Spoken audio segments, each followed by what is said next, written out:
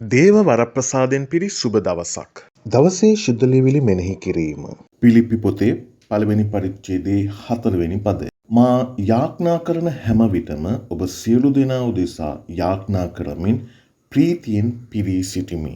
මිනිස් ජීවිතය ගත්තම ඒ මිනිස් ජීවිතය තුළ සම්බන්ධතාවය කියන එක ඉතාම වැදගත් සාධකයක්. සමහර සම්බන්ධතා මිනිස් ජීවිතයට ප්‍රීතිය ගෙන එන අතරම තව සමහර සම්බන්ධතා මිනිස් ජීවිතයේ පවතින සතුට පවා නැති කරන්නට බලපාන ආකාරය අපි අපේ සමාජයේ තියා මැදහත්ව බලනකොට ඒක අපිට හඳුනා ගන්නට පුළුවන්.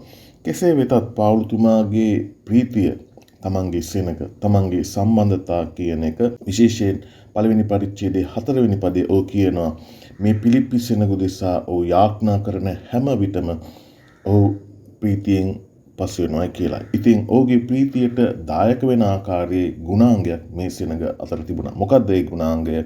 මේ පාවුල්තුමා ධර්මදූතයෙක් යෙදී සිටියා වගේ මේ සෙනඟත් තමන්ගේ සමාජය තුළ, පරිසරය තුළ, තමන්ගේ සන්දර්භයන් තුළ ඔවුන් ධර්මදූත සේවයේදී යෙදී සිටියා. ඉතින් ඔබ සහ මම අපි ඉන්න සමාජය තුළ අපි ධර්මදූත සේවයට පංගුකාර වෙනවද?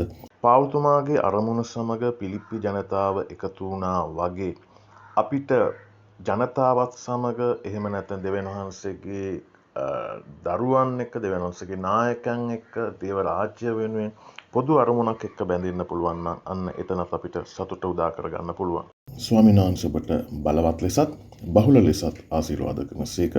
ඔබ හැමෝටම ජේසු පීඨයි සුබ දවසක්.